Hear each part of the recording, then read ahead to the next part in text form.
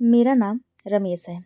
आज सुबह खाने के समय मम्मी के प्लेट में मौजूद थोड़ी सी सब्जी भी खत्म हो चुकी थी, जबकि उनके हाथ में अभी भी एक रोटी बची हुई थी।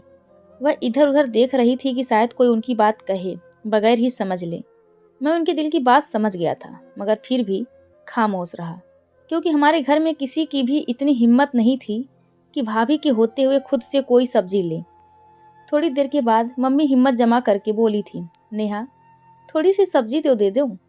मम्मी की बात सुनकर भाभी थोड़ी कठोर आवाज में कहने लगी, बस बस, आपकी तबीयत पहले ही खराब रहती है, ब्लड प्रेशर हर समय बढ़ता रहता है और आपको 2 बार सब्जी चाहिए, जो खा लिया बस वही बहुत है।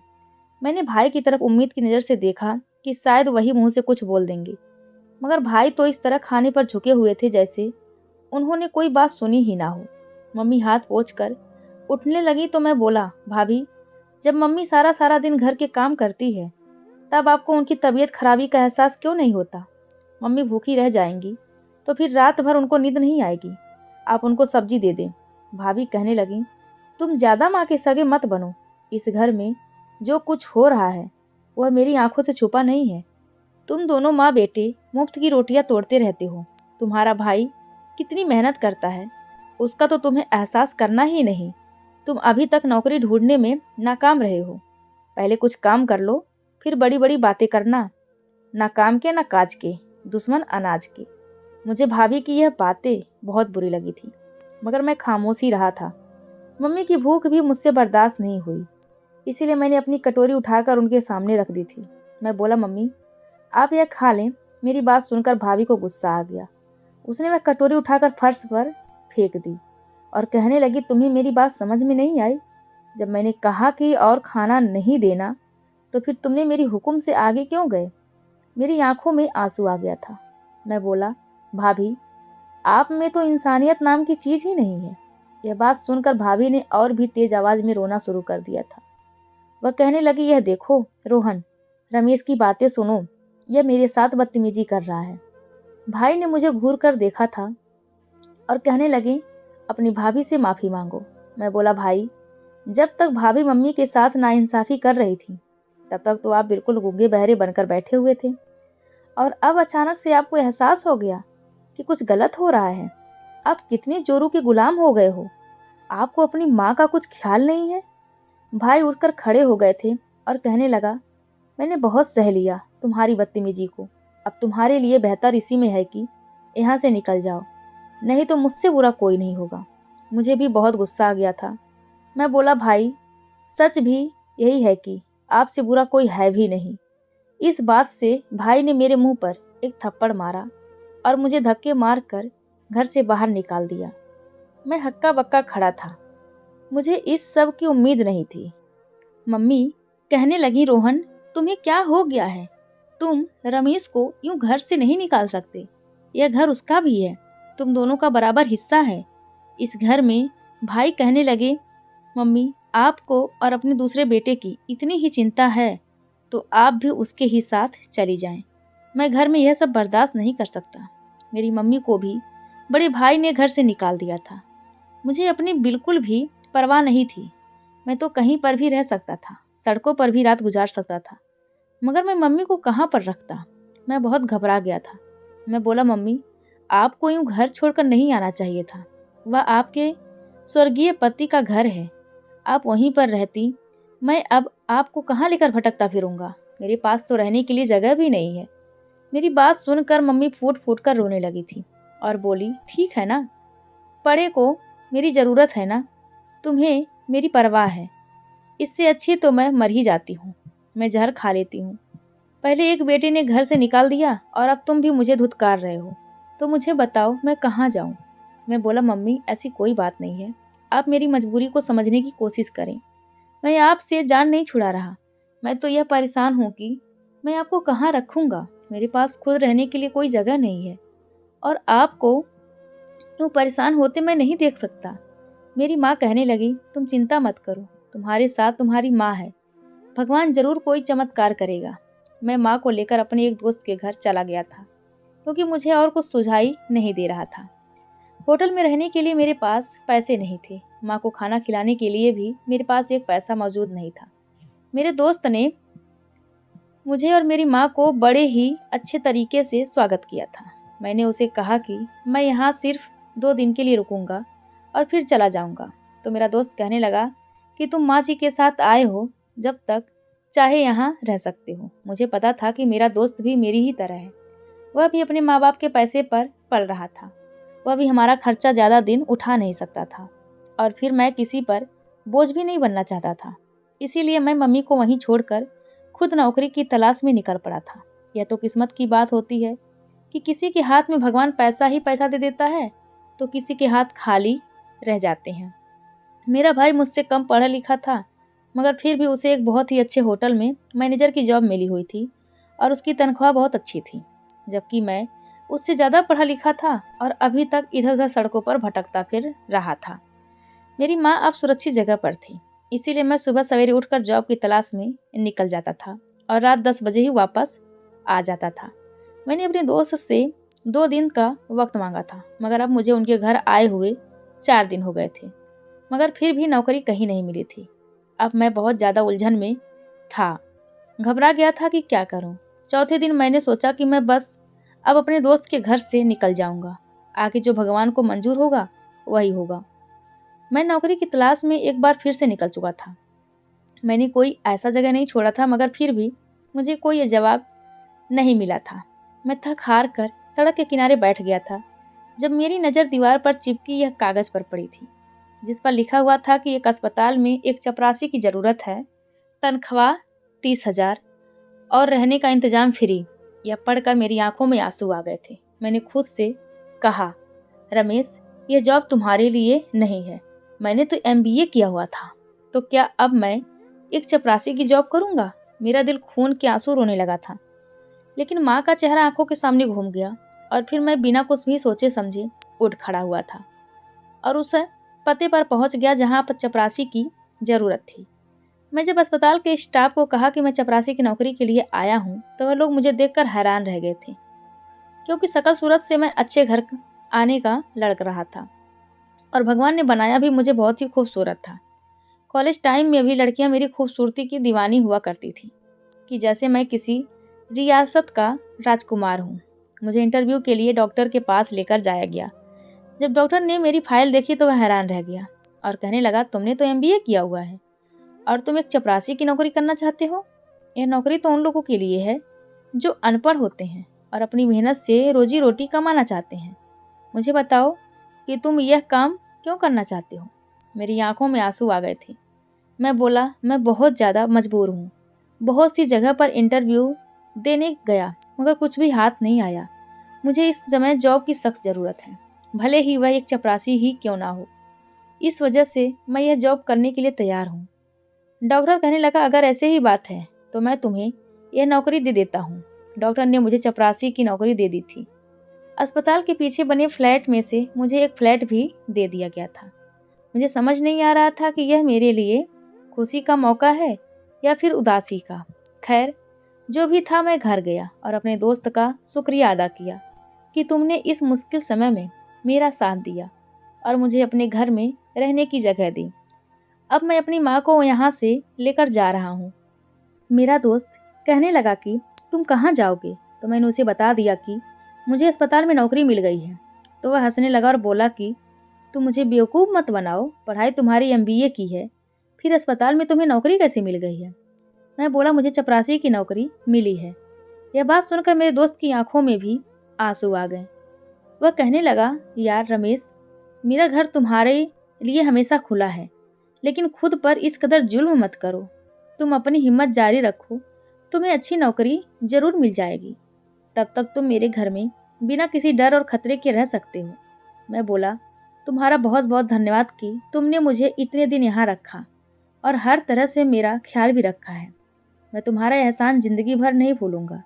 अब जब मुझे रोजी रोटी मिल रही है तो मैं उसको लात नहीं मारना चाहता। मेरे दोस्त ने मुझे बहुत रोका, बहुत समझाया, मगर मैं ना रुका और अपनी माँ को लेकर अस्पताल के पीछे फ्लैट में शिफ्ट हो गया था। मम्मी कहने लगी, तुम्हें कैसी नौकरी मिली है रमेश बेटा? तो मैंने कहा कि माँ, मैं एक रूम के अंदर बैठकर कंप्यूटर पर हिसाब किया करूँगा। यह बात सुनकर मेरी माँ बहुत खुश हुई थी। अब मैं अपनी माँ से सच तो नहीं कह सकता था, नहीं तो वह टेंशन लेती और उनका ब्लड प्रेशर हाई हो जाना था। खैर, अब मैं हर रोज काम पर जाया करता था। बड़ी दिलचस्पी से अस्पताल में सफाई करता रहता था और सोचता था कि शायद मेरी किस्मत में यही सब लिखा है। हर इंसान अपनी किस्मत का ही खाता है, तो शायद मेरी किस्मत में यह गरीबी और कम तनख्वाह वाली छोटी सी नौकरी लिखी थी। मैं बेकार में बड़े बड़े नौकरी करने के सपने देख रहा था। मैंने खुद को डांटा था। अक्सर मैं खुद से लड़ता रहता था, क्योंकि मैं अपनी ज़िंदगी से बहुत उम्मीदें लगा ली थी। खैर, जो होना था वह हो गया था। पूरा महीना बहुत अच्छे से काम करता रहा। मुझे डॉक्टर ने भी अपने ऑफिस में बुलाकर मेरी बहुत तारीफ की थी और कहा था कि तुम्हारी तरफ से हमें कोई शिकायत नहीं मिली है। फिर डॉक्टर ने मुझसे कहा कि मैं अपने एक दोस्त को तुम्हारी फाइल दी हुई है, वह देखेगा कि वह तुम्हारे लिए कुछ कर सकता है या नहीं। मुझे उम्मीद है वह तुम्हें कहीं ना कहीं अच्छी जॉब पर लगवा देगा। यह बात सुनकर मैं बहुत खुश हुआ था। मैं बोला, डॉक्टर साहब, अगर ऐसा हो गया तो मैं आपका एहसान जिंदगी भर नहीं भूलूंगा। मैं आपको सारी उम्र दुआएं देता रहूंगा।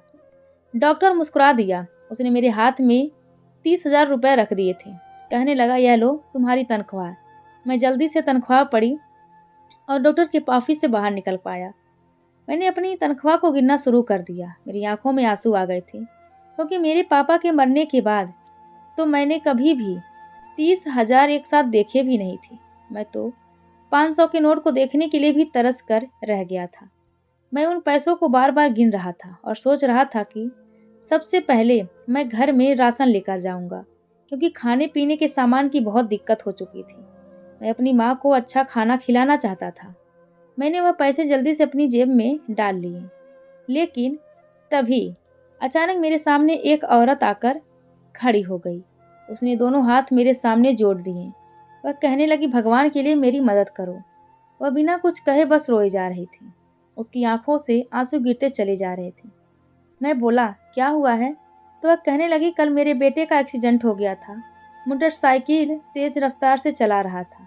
मेरे बेटे ने तो यह भी नहीं सोचा कि अगर उसने कुछ हो गया तो मैं क्या करूँगी।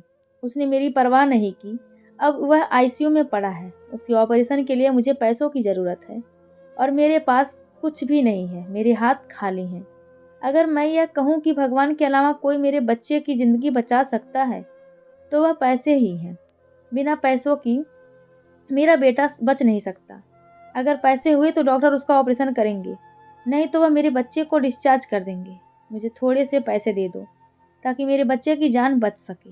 उस औरत के चेहरे पर इस कदर बेबस थी कि उसे देखकर मेरा दिल भी बुझ सा गया था। मैंने कुछ भी सोचे समझे बिना ही वह 30,000 रुपये उस औरत के हाथ में रख दिए। मैं बोला कि मैं भगवान से प्रार्थना करूंगा कि वह आपके बच्चे को लंबी जिंदगी दे और आपको औलाद का गम न दिखाए। वह औरत मुझे आशीर्वाद देती हुई आगे बढ़ गई थी। वह किसी दूसरे इंसान के सामने हाथ जोड़कर अपने बच्चों के लिए पैसे मांग रही थी, लेकिन उस आदमी ने उसे धुतकार कर भगा दिया था। अब वह किसी तीसरे आदमी के पास जाकर हाथ जोड़कर पैसे मांग रही थी, लेकिन वहां पर भी उसे नाउम्मीद होना पड़ा था। उस पल मेरे दिल में आया कि काश मेरे पास इतना पैसा होता कि मैं उस औरत की मदद कर देता। फिर मैंने सोचा कि मैं खुद अस्पताल के डॉक्टर से उस औरत के लिए पैसे मांगता हूँ। मैं जल्दी जल्दी सीनियर डॉक्टर के पास गया और एक एक से पैसों की अपील की थी। मैंने कहा कि मेरे हर महीने की तनख्वाह आप लोग ही ले लेना, लेकिन इस समय मुझे पैसे की सख्त ज़रूरत है। मुझे पैसे दे दो। किसी ने मुझे 10,000 दिए तो किसी ने 20,000 मेरे हाथ में रख दिए थे। मैं बहुत खुश हो गया था कि चलो उन पैसों को जब मैं उस औरत के हाथ में रखूंगा तब वह खुश हो जाएगी। मैंने लगभग 70,000 जमा कर लिए थे। मैंने उस औरत को अस्पताल में ढूंढ कर वह पैसे उस औरत को थमा दिए और बोला, मैं अस्पताल के स्टाफ से यह पैसे जमा कर लिए हैं, आप यह डॉक्टर को दे दें ताकि वह आपके बच्चे का ट्रीटमेंट शुरू करें और बाकी के पैसों का इंतजाम भी भगवान जरूर कर देगा। वह औरत जल्दी से आगे बढ़ी और मेरे हाथ चूमने लगी और कहने लगी, भगवान तुम्हें इसके बदले तुम्हें बहुत बड़ा फल देगा। भगवान करें कि तुम करोड़पति बन जाओ। उस औरत की दुआ सुनकर मैं हंस दिया था और आगे बढ़ गया था। करोड़पति बनना तो मेरी किस्मत में नहीं था, मगर मुझे तो अब यही लगता था कि 2 वक्त ढंग की रोटी खाना भी मेरे नसीब में नहीं है, क्योंकि आज जो मुझे तनख्वाह मिली थी वह भी मैंने उस औरत को दे दी थी, और अगले 2-3 महीने तक मिलने वाली तनख्वाह भी जो मैंने अस्पताल में अपने जानने वाली वर्कर से उधार ली थी, वह भी पैसे मेरी तनख्वाह से काट लेते। और मेरे घर में तो राशन नाम की कोई चीज़ नहीं थी। मैं घर गया तो माँ मेरे इंतज़ार में ही बैठी थी और कहने लगी, बेटा क्या लेकर आए हो? तो मेरे कंधे शर्म से झुक गए थे, मगर मैंने माँ को झूठी तसल्ली दी और बोला, माँ मुझे तनख्वाह आज नहीं मिला, कल मिल जाएगी, आप परेशान ना हो। मम्मी ने मेरी तरफ देखा और फिर सूखी रोटी और अचार के साथ खाने लगी थी। मम्मी के लिए अचार खाना अच्छा नहीं था, क्योंकि उनको ब्लड प्रेशर का मसला था। मेरा दिल टूट गया था, मगर मैं क्या कर सकता था। मैं खाना खाए बगैर ही बिस्तर पर लेट गया। मम्मी कहने लगी, कुछ तो खा लो। मैंने कहा, नहीं मुझे भूख नहीं है। मेरी माँ जानती थी कि मैं परेशान हूँ। माँ कहने लगी, बेटा चिंता ना करो, भगवान हमें बहुत कुछ देगा, तुम खाना तो खा लो। मैं बोला, माँ यह मुझे झूठी तसल्लियाँ ना दिया करो, भगवान हमें कुछ नहीं देगा, हम दोनों यूं ही जिंदगी गुजार देंगे। माँ ने मेरे सर पर एक हाथ मारी। वह कहने लगी, आज के बाद मेरे सामने मायूसी की बातें मत करना, भगवान के हाथ में सब कुछ है, जिसे चाहे दे और जिसे चाहे उसे छीन ले। माँ की बातें मैं अभी भी सुन ही रहा था कि हमारे घर के दरवाजे पर दस्तक हुई थी। मैंने दरवाजा खोला तो सामने 2 आदमी खड़े थे। उन्होंने सूट पहने हुए थे, आंखों पर काले चश्मे लगे हुए थे और कलाई पर महंगी घड़ी बंधी हुई थी। साथ ही उनकी बहुत ही बड़ी गाड़ी खड़ी थी। मैंने बोला, आप लोग कौन हैं? मैं आपको नहीं जानता हूँ। तो वह कहने लगे कि चिंता ना करो, आप हमें नहीं जानते, मगर मिस्टर रमेश हम आपको बहुत अच्छे तरीके से जानते हैं। आप यह चाबियाँ पकड़ लें और यह कागज़ थाम लें। मैं बोला, आप मुझे यह कागज़ और चाबियाँ क्यों दे रहे हैं? तो वह उनमें से एक आदमी कहने लगा कि यह आपके लिए एक सरप्राइज है। आप घर जाकर आराम से सोफे पर बैठकर इस खत को पढ़ना, नहीं तो आपको चक्कर आ जाएगा। मैं यह बात सुनकर हैरान हुआ था और बेदिली से वह कागज़ थाम लिए थे। मेरा दिल अंदर ही अंदर किसी अनहोनी के देर से कांप रहा था। मैंने सुना था कि अमीर लोग अच्छे नहीं होते हैं। पता नहीं यह लोग मुझे यह पेपर देने क्यों आए थे, यह मुझसे क्या चाहते थे। मैंने सोचा कि शायद ही आदमी मेरी बर्बादी का कारण बनने वाले हैं। मैं कमरे में आया तो मम्मी बोली, बेटा कौन था दरवाजे पर? मम्मी ने मेरे हाथ में पेपर देखे तो वह कहने लगी, यह क्या है? मैं बोला, मम्मी 2 अनजान आदमी मुझे यह पेपर थमा गए हैं, मुझे तो खुद इस बात का पता नहीं है कि इसमें क्या लिखा है। मेरी माँ कहने लगी, अच्छा खोल कर तो देखो कि इसमें क्या लिखा हुआ है। मैं बोला कि मम्मी अभी खोलता हूँ, मगर सच तो यह था कि मेरी हिम्मत ही नहीं हो रही थी। खैर मैं वह कागज़ खोलकर उसे पढ़ने लगा था। उसमें लिखा था कि मिस्टर रमेश, मैंने आज तुम्हें सिटी हॉस्पिटल में देखा था। तुम एक चपरासी की हैसियत से नौकरी कर रहे हो, मगर तुमने आज तनख्वाह मिलते ही एक गरीब औरत की मदद की और फिर बाकी स्टाफ से भी उस औरत की मदद के लिए हाथ फैलाए। मैंने यह सब कुछ देखा तो मैं बहुत ही इम्प्रेस हो गया। मैंने सोचा कि तुम्हारे बारे में जानकारी हासिल करनी चाहिए। मुझे पता चला तुम एक पढ़े लिखे नौजवान हो, मगर तुम्हारे भाई ने तुम्हें घर से निकाल दिया है और तुम एक चपरासी की नौकरी कर रहे हो। कल शाम तुम इस पते पर पहुंच जाना, तुम्हारे लिए एक बहुत बड़ा सरप्राइज है और तभी तुम्हें पता चलेगा कि यह चाबियां किसकी हैं। मैंने खत पढ़ते ही गहरी सोच में डूब गया था कि मुझे इस तरह बुलाने वाला कौन हो सकता है। मुझे डर भी लग रहा था, क्योंकि आजकल तो फ्रॉड बहुत आम हो चुका था। लोग तो हम जैसे गरीबों को भी लूटने से बाज नहीं आते थे। मेरी माँ कहने लगी, रमेश खत में ऐसा क्या लिखा है कि तुम उसे पढ़कर एकदम परेशान हो गए हो? मैंने सारा खत पढ़कर माँ को सुनाया।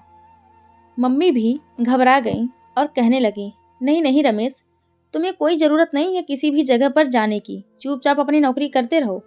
मैंने सर हिला दिया तो मम्मी कहने लगी, अच्छा तो आज तुम्हें तनख्वाह मिल गई थी, लेकिन तुमने वही एक औरत को दे दी। मैं माँ की बात सुनकर डर गया था, मगर मेरी माँ ने मेरा माथा चूम लिया और कहने लगी, मुझे अपने बेटे पर गर्व है। रमेश, तुमने सचमुच मुझे दिल से खुश कर दिया है। मैं हमेशा यही चाहती थी कि शायद मेरी परवरिश में ही कोई कमी रह गई है, जो तुम्हारे भाई ने मेरे साथ इस तरह घटिया काम किया। मैं तुम लोगों को अच्छे बुरे की तमीज सिखा ही नहीं सकी, मगर आज जब मुझे पता चला कि तुमने एक गरीब औरत की मदद की, तो मुझे इस बात की तसल्ली हो गई है कि मेरी परवरिश में कमी नहीं है। यह तो रोहन और उसकी पत्नी की नियति है, ऐसी है। भगवान का धन्यवाद है कि तुमने मुझे ज़िंदगी में ही ऐसा दिन दिखाया। मैंने माँ की बातें सुनी तो मुस्कुरा दिया था। खैर सुबह मैं अपने काम पर चला गया था। मेरा इरादा नहीं था कि मैं इस पत्ते पर जाता, क्योंकि मुझे डर था कि अगर उन लोगों ने मेरे साथ कुछ गलत किया तो मैं क्या करूँगा, मेरी माँ का क्या होगा। मैं हॉस्पिटल में सफाई कर रहा था, मगर मेरा ध्यान बार बार उसे खत की तरफ जा रहा था। मैंने सोचा क्या पता मैं वहाँ जाऊँ तो मुझे सच में कोई बड़ा सरप्राइज मिल जाए। ज़रूरी तो नहीं कि हर किसी के साथ फ्रॉड ही हो। मैं बड़ी हिम्मत की और उस पते पर पहुँच गया। वहाँ जाकर देखा तो एक बहुत बड़ा रेस्टोरेंट था। मैं उसमें दाखिल हो गया। चौकीदार कहने लगा, आप कौन हैं? आपका क्या नाम है? मैं बोला, मेरा नाम रमेश है। तो वह कहने लगा, अच्छा अच्छा, बस वही सिटी हॉस्पिटल वाला। तो मैं जल्दी से हाँ में सिर हिला दिया। वह कहने लगा, बॉस आपका इंतजार कर रहे हैं, मैं आपको लेकर चलता हूँ। यह बात सुनकर मैं हैरान रह गया था, मगर उसके साथ चलने लगा। उसने मुझे एक सेक्रेटरी के हवाले कर दिया और बोला कि इसी बॉस के पास लेकर जाए। वह सेक्रेटरी मुझे बॉस के कमरे तक ले गई। वह कमरा एसी के साथ इतना ठंडा था कि मेरी रीढ़ की हड्डी में सनसनी होने लगी थी। वह आदमी कहने लगा, मुझे तुम नहीं जानते हो, इसीलिए मैं अपना इंट्रोडक्शन करवा देता हूँ। मेरा नाम रोहित मेहरा है। मैं इस रेस्टोरेंट का मालिक हूँ, मगर अब मैं ये रेस्टोरेंट तुम्हारे नाम करना चाहता हूँ। मैं हैरान रह गया था। बोला, आप मेरे साथ यह कैसा मजाक कर रहे हैं? तो वह कहने लगा, मैं तुम्हारे साथ कोई मजाक नहीं कर रहा।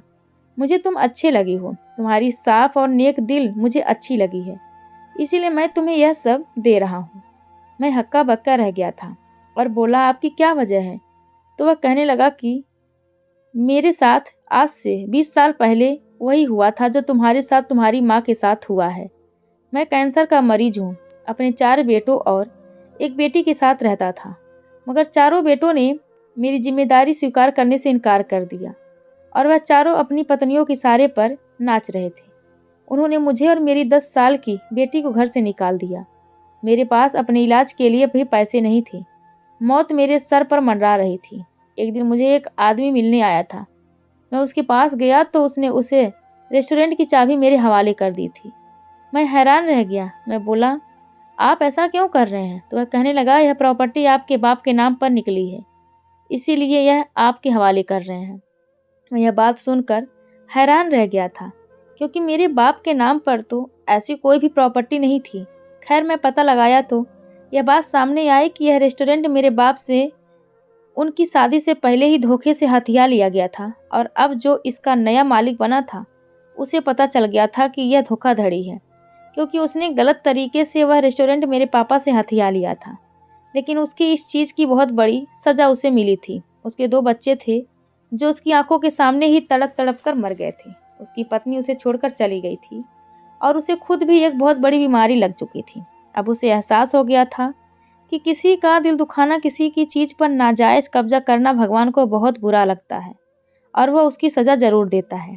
इसीलिए उसने मेरा पता निकलवाया और मुझे मेरी अमानत वापस लौटा दी थी। मैंने उस रेस्टोरेंट को चलाना शुरू कर दिया और खूब मेहनत की। देखो यह तरक्की की मंजिल तय करता हुआ कहाँ तक पहुँच गया हूँ। मैंने अपना इलाज कराया और भगवान की कृपा से मैं ठीक हो गया था। मगर कहते हैं ना कि हर इंसान का अंजाम मौत है। मेरा कैंसर फिर से वापस आ गया है। मैंने इलाज भी करवाया, लेकिन अब ये बीमारी लाइलाज हो चुकी है। मुझे भी अब लगने लगा है कि ज़िंदगी के दिन पूरे हो चुके हैं और अब मौत मेरे इंतज़ार में है। इसीलिए मैं चाहता हूँ यह रेस्टोरेंट किसी ऐसे इंसान के हाथ में जाए जो दूसरों का फ़ायदा करता हो। मैंने तुम्हें देखा, अस्पताल में तुमने एक औरत का भला किया था, जबकि तुम्हारे पास उस समय सिर्फ 30,000 ही थे। मैं यह सोचने लगा, अगर तुम इतने से पैसे भी किसी की मदद कर सकते हो, जब तुम्हारे पास ज़्यादा आ जाएगा तो तुम कितने लोगों की मदद करोगे। और फिर मैं भी अपनी प्रॉपर्टी अपने बेटों के नाम पर नहीं करना चाहता, जिन्होंने मुझको दुत्कार किया था। इसीलिए मैं यह प्रॉपर्टी तुम्हारे नाम करने जा रहा हूँ।